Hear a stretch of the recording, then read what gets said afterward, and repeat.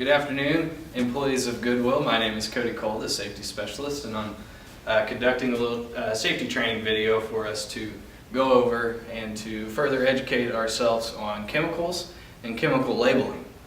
And this training session is called the Globally Harmonized System, or GHS, and it deals with, again, chemical labels and creating a standard format or the same warning label for all chemicals all over the world.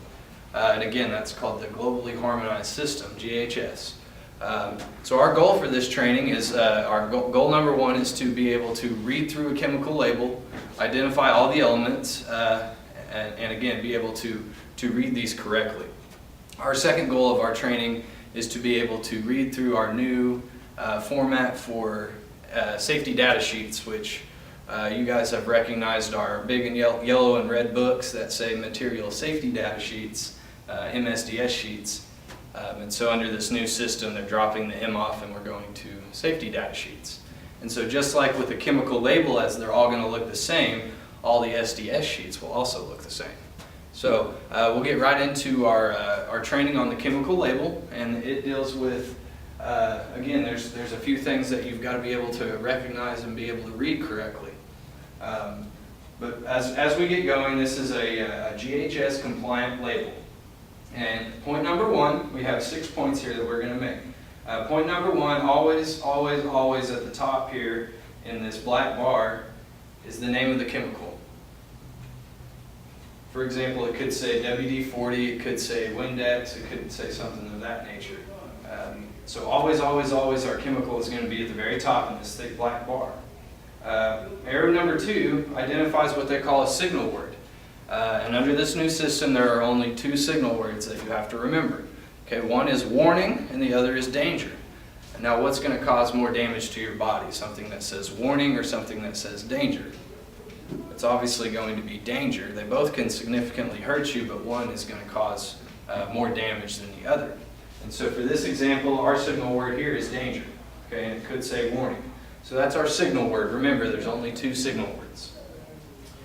Point number three is what they call a hazardous statement. And there's this text right in here. It says, highly flammable liquid vapors causes serious eye damage, may cause drowsiness or dizziness. So right there on the chemical label, right underneath our signal word, is what we call our hazardous statement. So that's point number three. It's going to tell you some of the hazards associated with that chemical right there on the label. And point number four is what they call a precautionary statement. For example, it says keep away from heat, sparks, open flames, or hot surfaces. No smoking. Avoid breathing the fumes. Avoid contact with the eyes. If you get it in your eyes, go to the eye wash station and rinse for 15 minutes. So again, this is the precautionary statement, point number four. Again, first aid measures, ways to limit your exposure to that chemical, ways to keep you safe. As we move down, point number five, always, always, always at the bottom of these new labels is going to be the manufacturer of that chemical, where it came from, who made it, their phone number, their address, maybe their website. So there's all the information on who made that chemical and where it came from. And point number six is a completely new system here in America, and it's what they call the pictograms. And we'll kind of talk about each one of those in just a few seconds. But under this new system, there are 9 pictograms. And we'll talk about each one of those pictograms and what are the hazards associated with it, what to watch out for. Okay. Now, my goal is to be able to, for you guys to be able to read each one of these in detail or be able to recognize the picture. So there are, again, like I mentioned, there are 9 of them. Our first one is what we call a health hazard. Okay, and it is a picture of a head and shoulders with a little damage to the inside and the chest area. And these are what we call health hazards. So our first pictogram is a health hazard. To me, I can see this one being a very popular pictogram and being on almost every single chemical label, as most chemicals do cause some sort of health hazard to you. The important thing about health hazards is we're not talking about the outside of our body. We're talking about our vital organs, our soft tissue organs, things of that nature. So we're talking about the insides of our bodies. Okay? And for pictogram number 2 is what we call a flame. Okay? And it just has flames as a picture. Okay? Pretty common sense there is it's going to be very highly flammable. Okay? It could have flammable vapors. It could react with itself So maybe not, it may say storing in the sun, do not store in a hot area, leave in a cool, dry place. And so flammability is our second pictogram. Our third pictogram is what we call an exclamation point, and it stands for what we call irritants. Okay, and I kind of tell people as a reminder, an exclamation point kind of looks like the letter I, so it stands for irritants. And most chemicals, in my opinion, are going to be irritants. They may hurt your eyes or your skin or your lungs if you breathe them in, but they're not going to cause significant damage, but they will kind of choke you up from time to time. Our fourth one is what we call a gas cylinder. Okay, and it is a picture of a gas cylinder. And I know that we do have exposure to these from time to time as donations come in. Some people donate oxygen tanks, helium tanks, big helium tanks, things of this nature. And so it's going to have a pictogram of a gas cylinder associated with it. And the important thing with gas cylinders for the work that we do at Goodwill is to make sure that we don't drop these cylinders, that we don't kick them over, we don't knock them over, because they can become basically projectile missiles. We've all seen somebody standing at a helium tank blowing up air balloons, and that little piece that they stick the end of the balloon on to fill it up, that piece can break off and it can release all of this high pressured gas, and that tank becomes basically a projectile missile, and it's going to damage most anything it touches. So again, we want to handle these very carefully. We don't want to drop them, we don't want to knock them over. We want to make sure that when we put them on the trucks to bring them back to the warehouse, that they are standing upright, that they're secure, that they won't fall over. So again, that's our gas cylinder. Our next one is what we call a corrosive pictogram, and it's got two test tubes, a pair of hands, and a hard surface. And basically what this is it can cause skin burns, it can cause burns to your eyes, to your lungs. So we definitely want to protect our skin first and foremost. Wear gloves, maybe eye protection, long sleeves on the arms, maybe pants, and protecting your feet. We don't want to get any of this on our skin. It could cause a very severe burn very, very quickly. And again, if you see these donated, we want to contact your manager, and we'll create a plan as far as how to properly handle that. Our sixth pictogram is what we call an exploding bomb, and it's just a picture of a bomb that's exploding. And so these can be explosives, they can be self-reactive, they can be organic peroxides, they can basically be anything that could cause an explosion. And so on the chemical label, it's going to give you proper storage considerations, proper disposal considerations, so that we aren't creating a major hazard. Again, if you see that donated, alert your manager, and hopefully they will alert me, and we'll formalize a plan to keep everybody safe. Our next one is what we call a flame over a circle. Okay, so we have a circle and it has flames on it, and that stands for what we call an oxidizer. Okay, an oxidizer acts at a faster rate when we're talking about a fire. Now, a normal fire needs oxygen to burn correctly, but with chemicals that become oxidizers, is that chemical catches on fire and it pulls in oxygen at a higher rate than a normal fire. So things that are oxidizers that catch on fire, they tend to burn faster, hotter, and longer.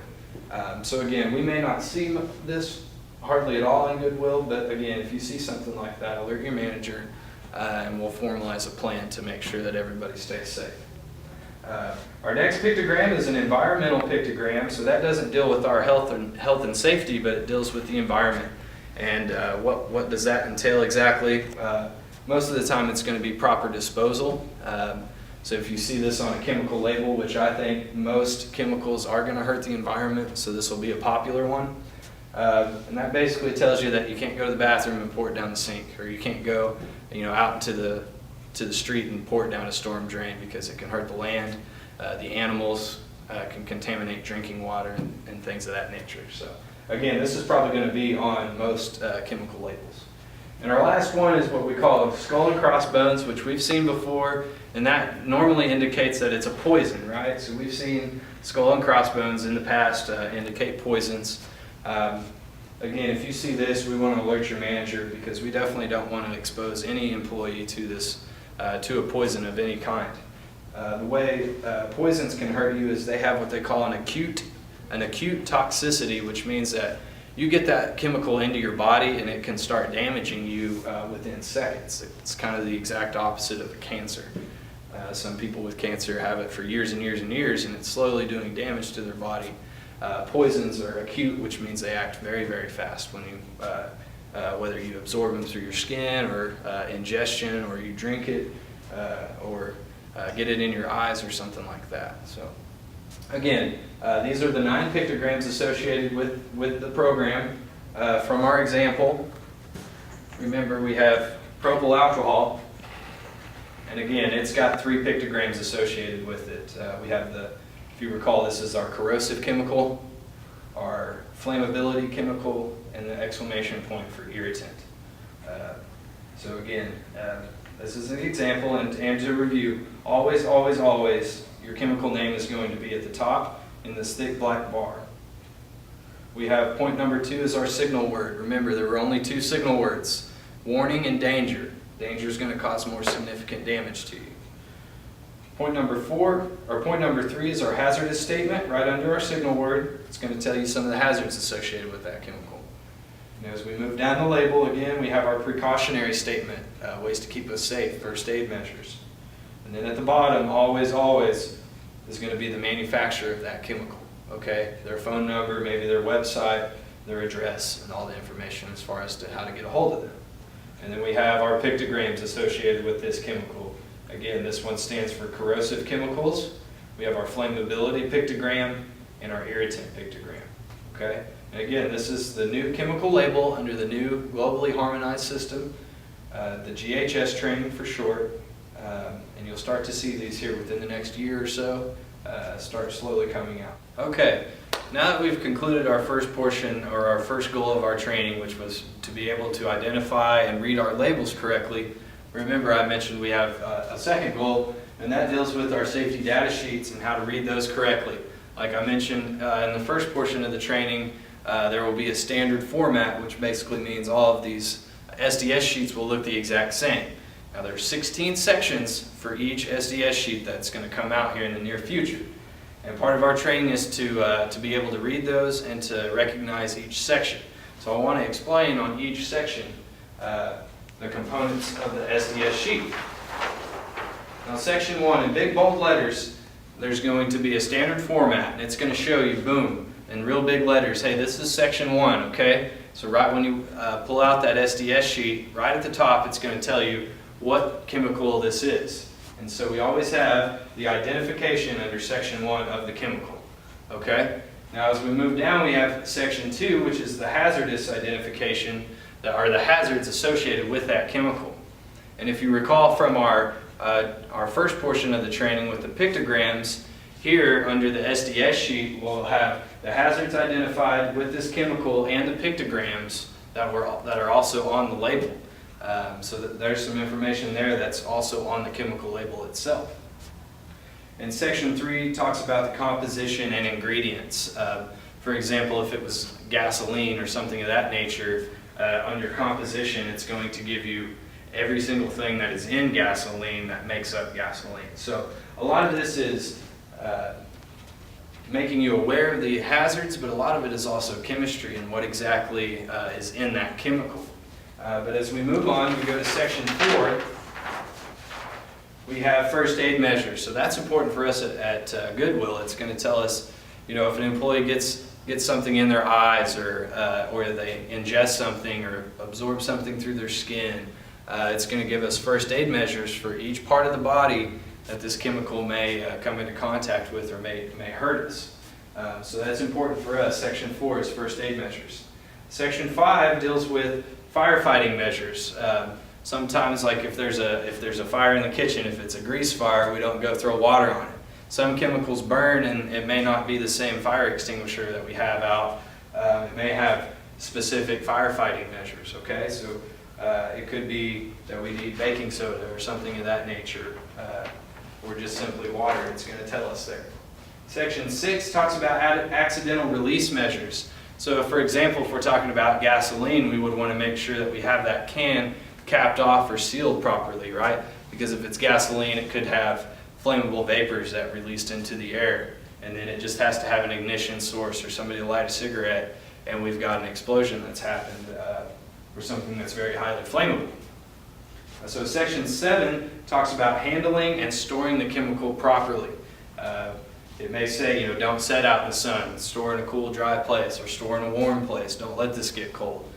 So it's going to give us proper storage methods there. Section 8 deals with our personal protective equipment. That's important for us at Goodwill. It's going to let you know that, hey, I may need safety glasses or foot protection or gloves on or a face mask on. So it's going to give us all that information there in Section 8. Section 9, again, we get into more chemistry. Section 9 deals with the physical and chemical properties. Basically, that's going to tell you if it's gasoline, for an example, what temperature does gasoline boil? What temperature does it freeze at? If it's in the air, how much contamination is going to affect my body? So again, it gets into chemistry as far as Section 9 goes. Section 10 also deals with chemistry, stability, and reactivity. That would also go hand in hand with proper storage. It's going to tell you, hey, you can't set gasoline next to this particular chemical because their vapors could mix together and cause an explosion. So again, stability and reactivity is going to give you proper considerations for storage. Section 11 deals with toxicological information, which is very interesting to me because a lot of chemicals don't all affect your body the same way. Certain chemicals attack the liver, certain chemicals attack your lungs, certain chemicals can attack your kidneys, so different organs. So Section 11 tells you, okay, if it's gasoline and I breathe it in, this is what it targets, or if I accidentally drink gasoline, this is what body part's going to hurt me. And it'll give you some first aid measures here as well, or time frames as far as getting to the hospital or making sure that we're okay. So it's got some first aid measures there as well. Section 12 talks about ecological information in Section 12, and that again is proper disposal, or that deals with the environment as well. So it's going to give you some disposal considerations here in Section 12. Section 13 also talks about disposal considerations, so it goes into even more detail on how to properly get rid of that chemical.